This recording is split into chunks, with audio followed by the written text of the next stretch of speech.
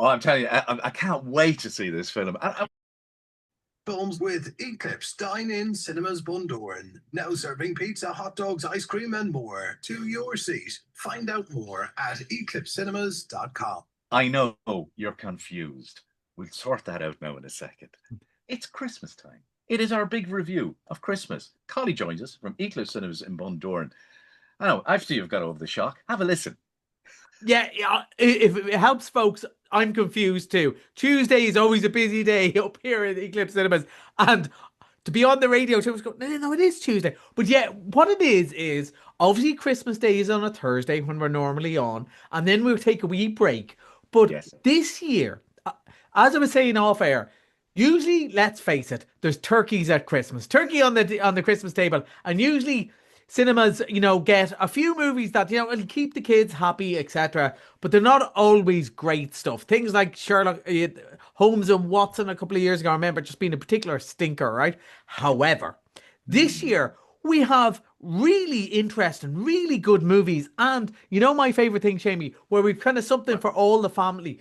Not one movie for all the family, but like you could 4 different screens, 4 different choices, 4 different ages, all top quality. So I was quite excited, and I said, Shamey, let's do a little Christmas. What do they call it? Twixmas between Christmas and New Year's. Let's do a little preview because there's such good things, and there's none bigger than this story.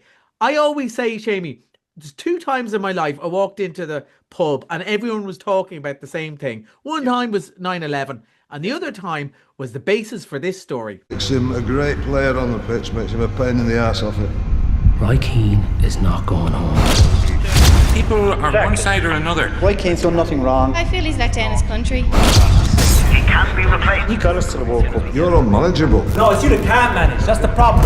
I think this is great. You're a bad joke. He's the best player we have. Yeah, we're done. You don't ever tell me when we're done. I'm just getting started.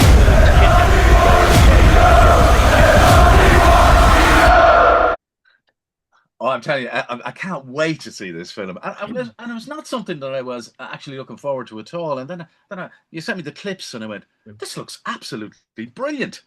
Am I right or wrong? Well, in a way, I couldn't wait to see it. So I contacted our good friends at Wildcard Productions and said, look, I'm on Ocean FM on 2 days before Christmas, 3 days before the film opens. Is there any chance you'd let me see it early? And you know what, Jamie? It was a Christmas miracle. And they said yes. And I'm delighted to say it is really good.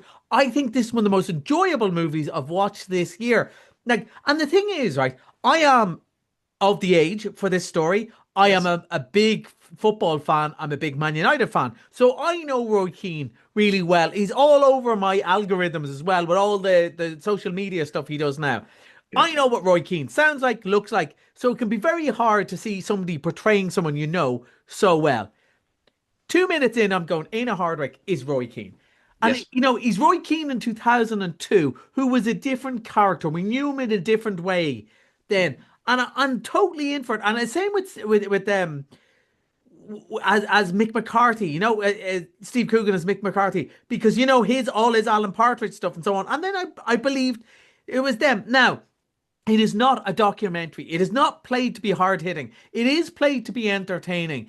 And I know most of it is, the spirit of what was true. A lot of what was true. Some of the stuff, particularly the worst stuff, where, it's in the movie, it would allege that Keane questioned Mick McCarthy's Irishness, for example. And a lot of people say that really didn't happen because, of course, half the squad were born in England. Half of all of us have relations that are born elsewhere, So that other aside, and it really plays up how unprofessional everything was. And this pressure cooker, that's really who Éanna is playing. It's almost like a pressure. You're just waiting for him to blow. And I think even if you didn't know the story, you'd watch it, you'd feel it ramping up and ramping up. Not unentertainingly though.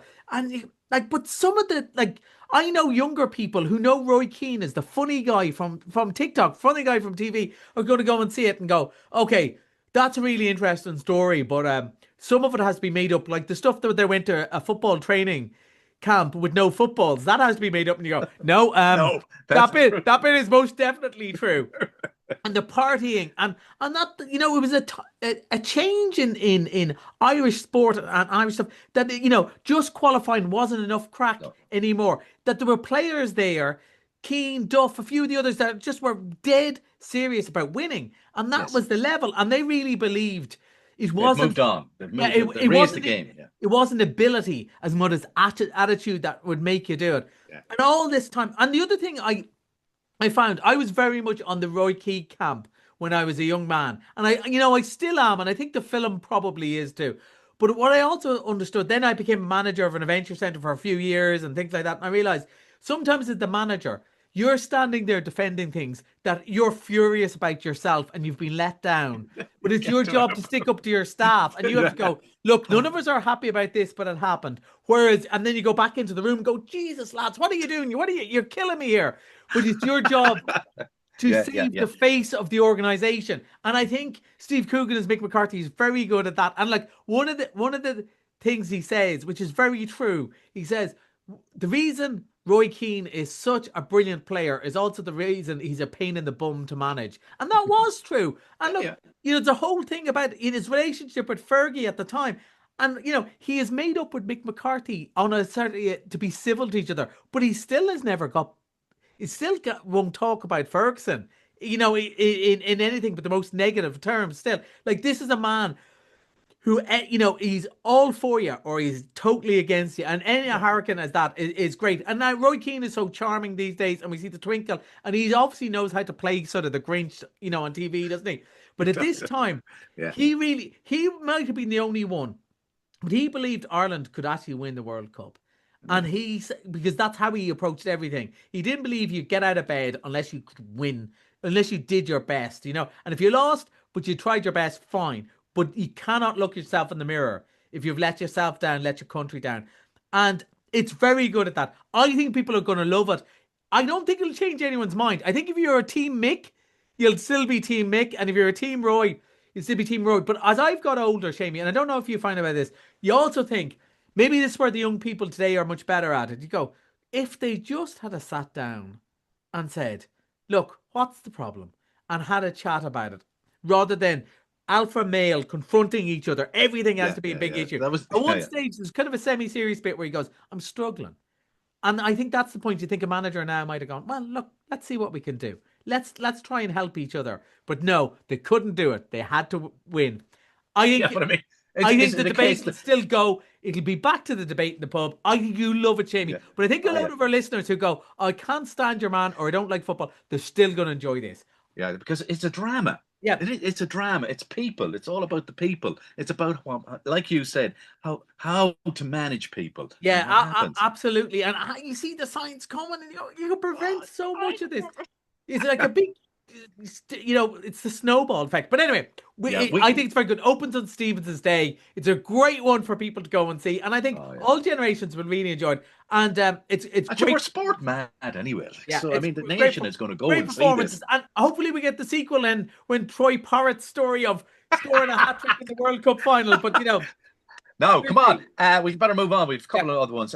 You have the Housemaid in there. This is looks like a very interesting thriller. And one of the biggest books in the world by Frida McFadden, who might be somewhere related to me if she's that successful. I hope she is.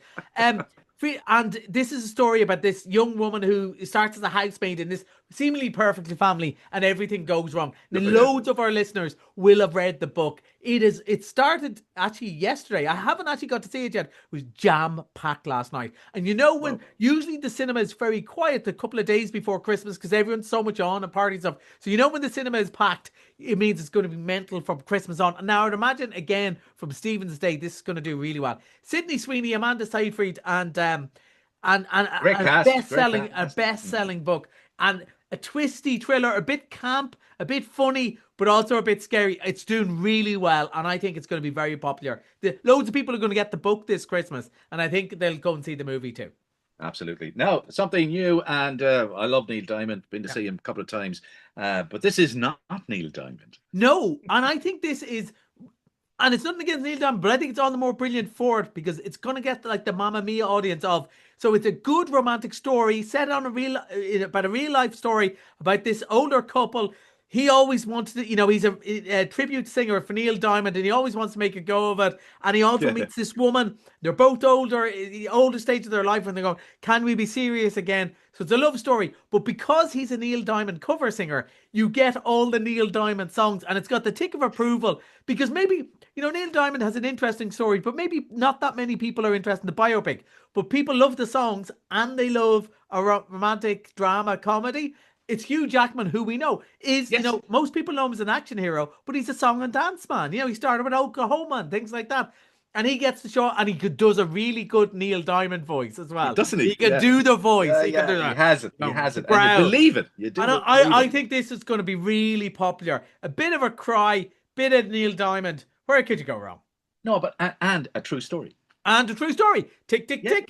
Tick, Perfect tick. again. This opens, I think, on the 30th of, just before New Year's Eve. I think it's the 30th it opens. And again, I think people will really enjoy this. So that's song. Use those sung, one for all blue. vouchers for that one. Don't say that quick, yeah. Song sung blue. Song Say sung that quick. blue, which it was always one of them. My mum's favorite was though "You Don't Bring Me Flowers" with Barbara Streisand. Oh, yeah. So I'm hoping that one comes up. Oh yeah. Right. Quick look. What's new for 26? Do you think? So many massive movies. Like a lot of these are sequel. You've all the superhero ones. There's Spider-Man. There's Avengers. There's Toy Story 5 is going to come out.